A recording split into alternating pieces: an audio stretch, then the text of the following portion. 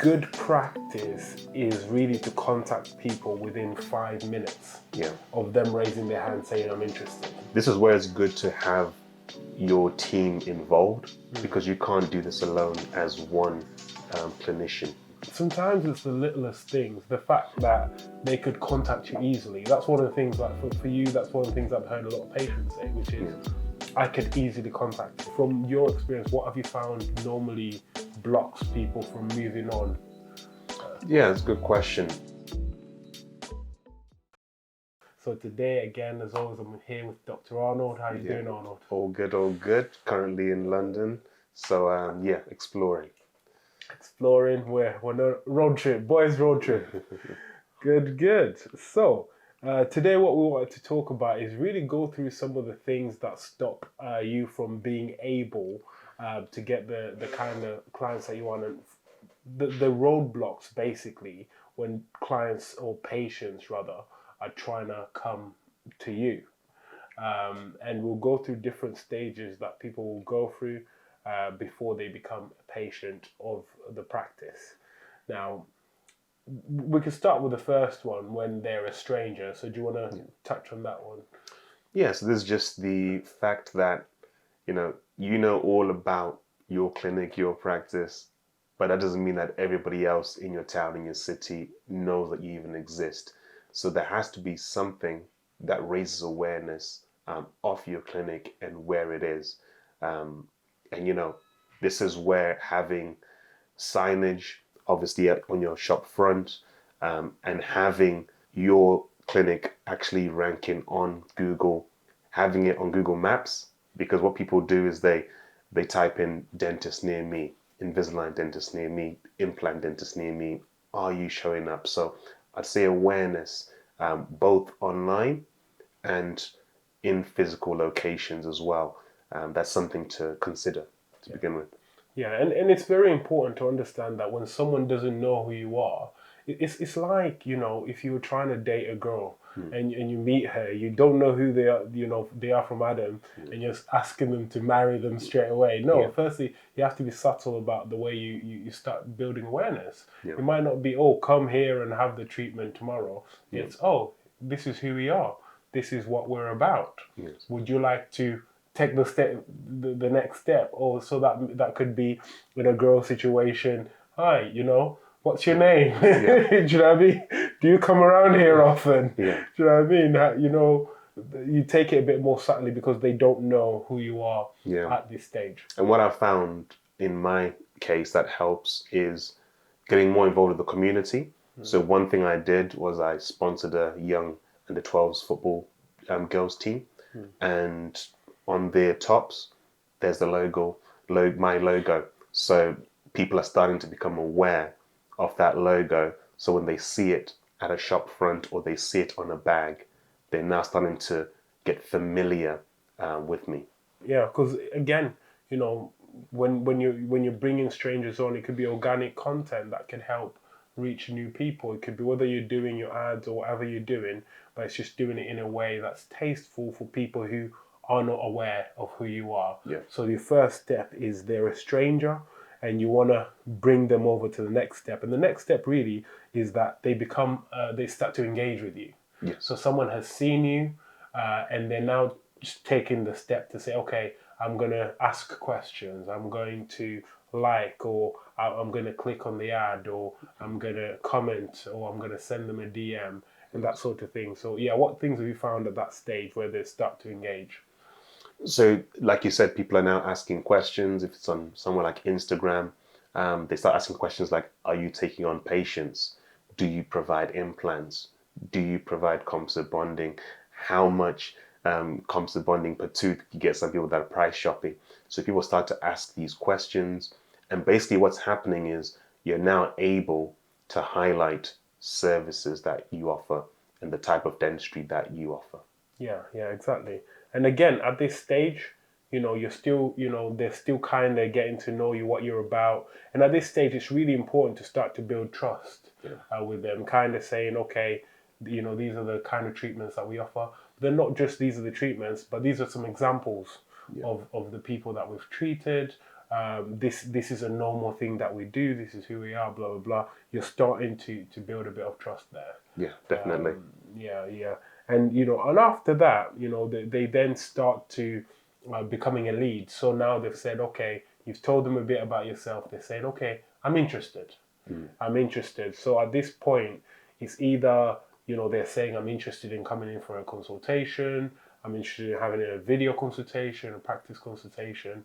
And at this stage, I mean, from your experience, what have you found normally blocks people from moving on? Yeah, it's a good question. I think part of it is if you failed to build a rapport during those back and forth conversations, maybe you've been too direct and you've not fostered some sort of relationship in terms of them getting to know more about, how you are as a clinician, how you work as a clinician. They're getting a feel for how quickly you respond to their messages. They messaged you, 5 days ago, and then you reply them now.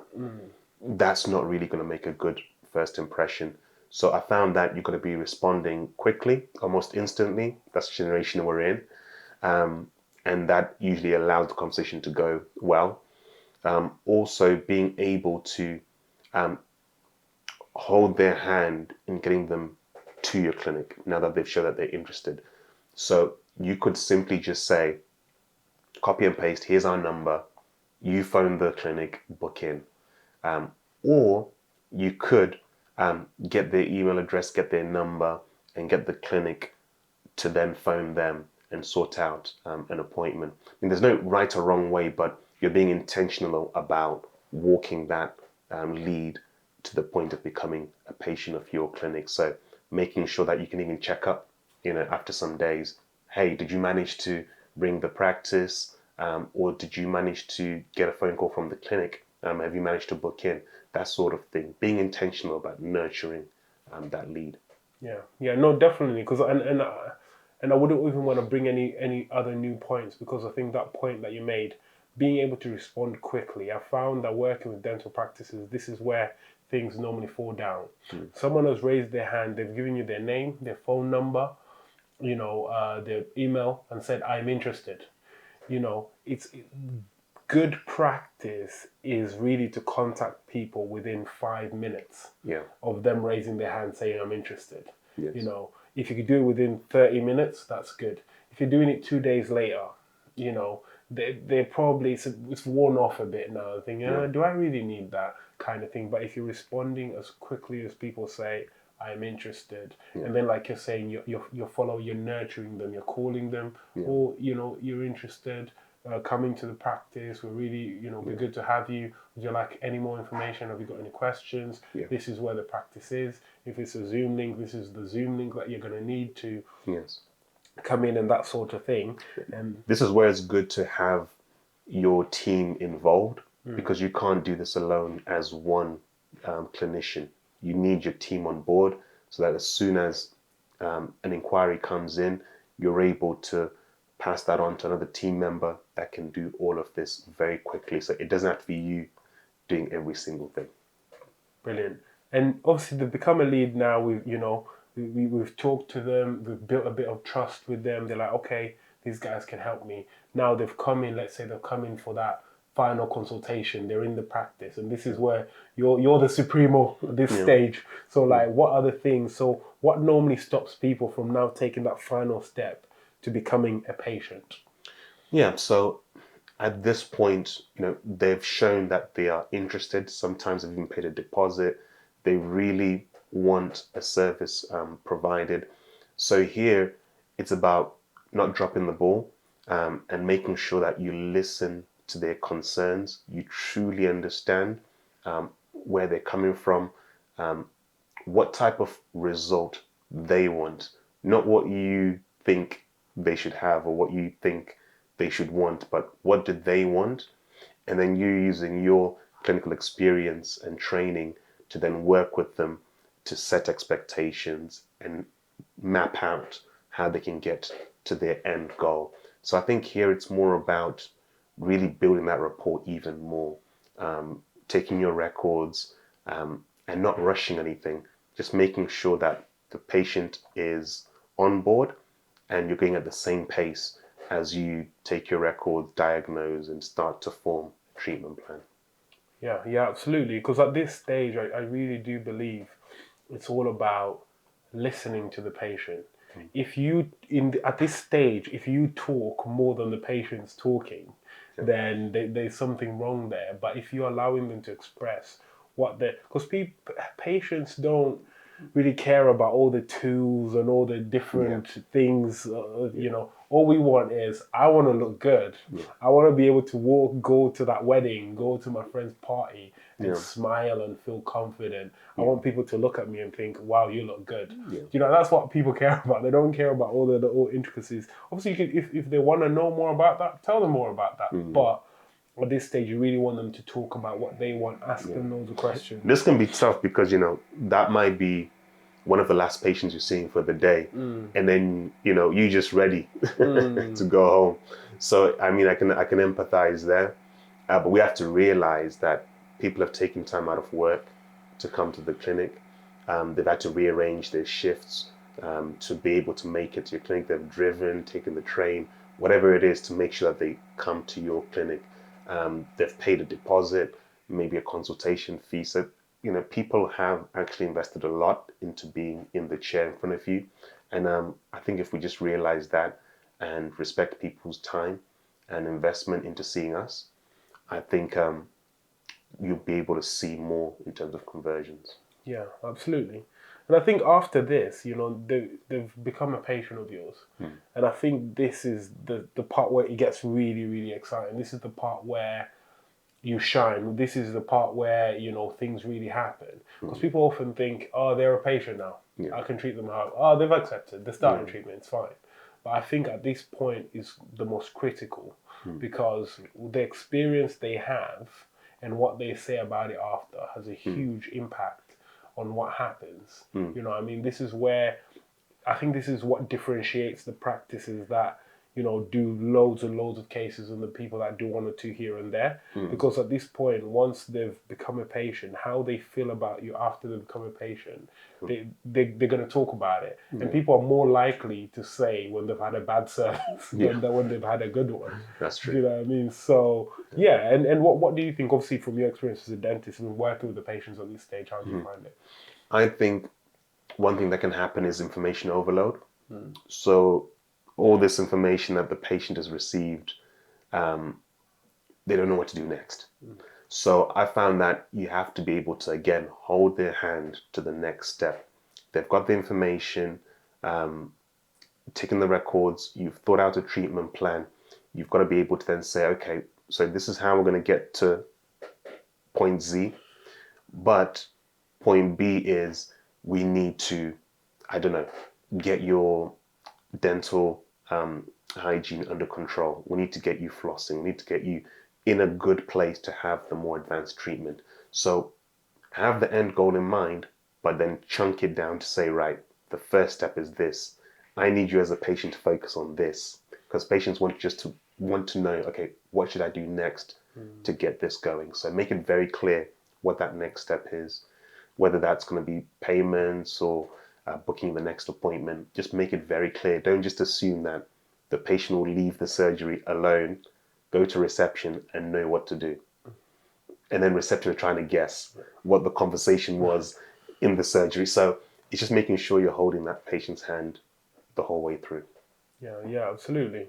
Yeah, and again, all of those things mean a lot to people. Whenever we've spoken to a lot of patients when they're talking about testimonials, what made a big difference for them.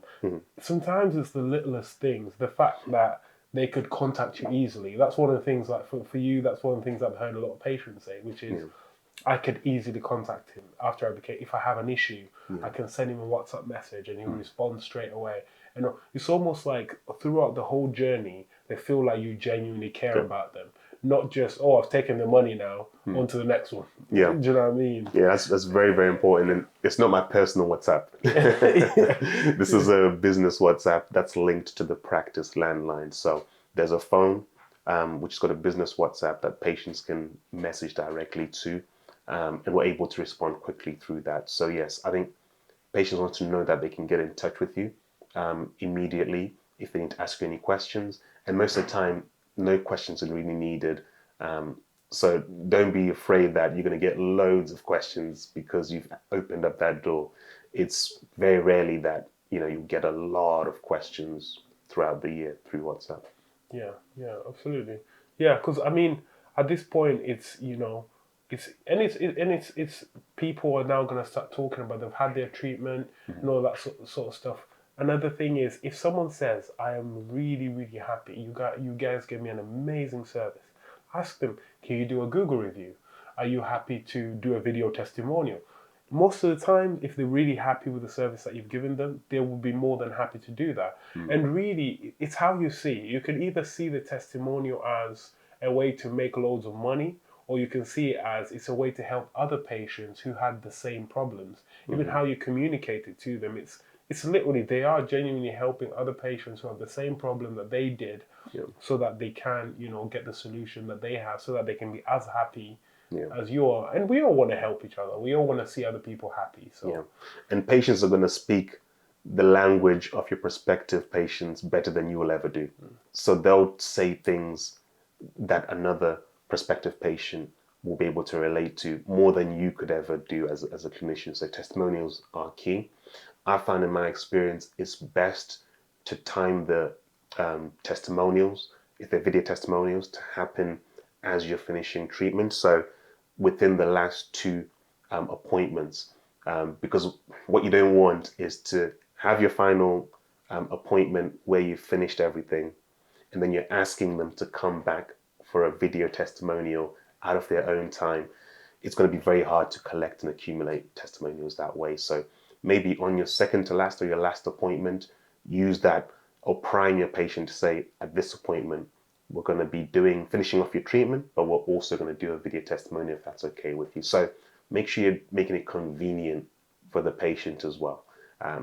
Again, the last thing you want to do is to do the testimonial 6 months later or 8 months later when it's out of their memory. Make sure to get the testimonial as soon as they're finishing their treatment, they're really pleased with their result, and everything that's happened, it's fresh in their memory. yeah, because really at this point again, they're going off, they're happy, telling their friends about it. You have a review with them, talk to them about how that went and that sort of thing. And really at this point again, I always say to people, you want to do all your marketing efforts, I think, culminate here now. And this is where really you can really make an impact on a city, on your town or whatever. It's when people are going around saying, I went to Dr. Such and Such. He was absolutely amazing.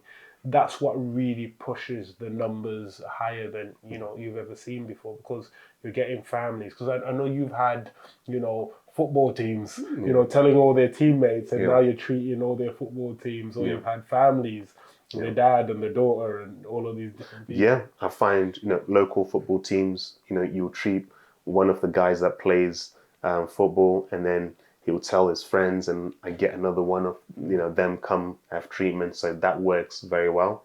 I think one of the areas that people can sometimes drop the ball is the fact that this big treatment plan is finished, but that patient still needs a dentist. Sometimes the patients come to you for big treatment plans, but they don't have a regular dentist. You can have that conversation that they can come back to you to see you, and then you've got a lifelong patient. So have a way of opening the door that patients can keep coming to see you even after the big treatment is done, because they might just see you as you're the implant dentist. I've had my implant, that's it. When you can offer much more in terms of a lifelong dental care. So I think that's really important, thinking about the lifelong dental care of that patient. One of the ways I do it is with aftercare appointments. So I ask my patients to come back at 6 months and 12 months so I can make sure that things are still looking good. And that gives them time to consider becoming my lifelong patient. And also, a question that some people ask is, how should you, and if you should, how should you ask patients to refer other people, their family, their friends? Do you regularly ask patients, say, okay, if, when they're happy, you should refer your family, friends, that sort of So thing? normally what I do is I usually send them a link for a Google review. And in that, I always say, if there is anybody who could benefit from the treatment that you had, please feel free to let them know that they can come see me. So I open up that door, that invite to invite other people, and that's one of the ways that I do it. Yeah, and I think that's really good. It's just about doing it in a tasteful way, not in a forceful way, not forcing them, say, write 10 names right now, of people that need to have this treatment. You're doing it in a tasteful way, you're leaving it up to them. And really, if they're really happy, they will go and do it. And people think, oh, but then that question doesn't seem to, but it makes a difference because now they're thinking, oh, actually, yeah, that's something that I could do for him because I really liked his treatment. Do you know what I mean? Because they are thinking of where there's this rule of reciprocation. When you've given something to someone, that they really like, they're thinking of a way that they can help you as well. So definitely. So all the way from awareness, do people actually know that you exist, the services that you offer, and being able to hold that patient, that leads hand into becoming a patient, and then becoming a loyal patient, and then a raving fan, somebody who's now telling other people about you. Yeah, fantastic. Thank you very much for watching this video. Yeah. If you want to know more about this sort of thing, go to the channel, podcast. We've got Instagram as well, where we'll be, keep sharing more information about how, you can keep reaching more of that ideal patient of yours. See you at the next one.